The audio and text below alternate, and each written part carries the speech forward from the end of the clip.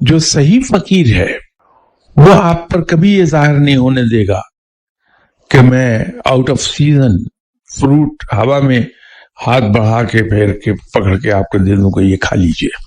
سمجھ لیجئے کہ وہ خود نمائی میں مبتلا ہے بندہ، وہ فقیر نہیں ہو سکتا.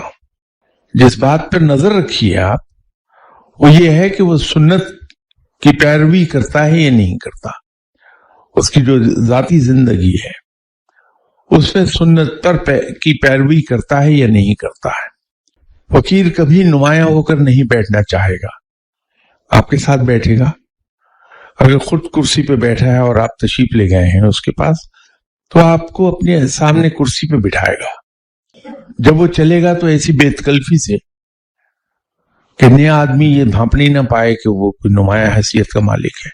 وہ آپ کے برابر چلے گا آپ کے ساتھ گپ شپ کرتا ہوا، اس لیے کہ سنت یہی ہے.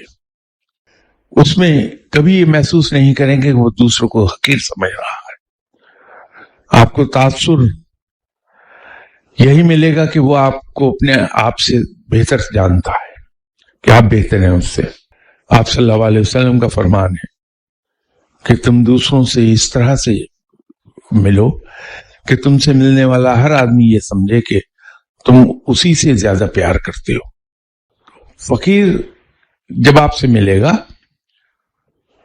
تو آپ کو احساس یہی ہوگا کہ یہ شاید صرف مجھ سے ہی زیادہ پیار کرتا. یہ سنت ہے. تو اس پہ نظر رکھیے کہ جہاں آپ بیعت ہونا چاہ رہے ہیں وہاں سنت کی پیروی ہوتی ہے کہ نہیں ہوتی، تو آپ کا فیصلہ غلط نہیں ہوگا.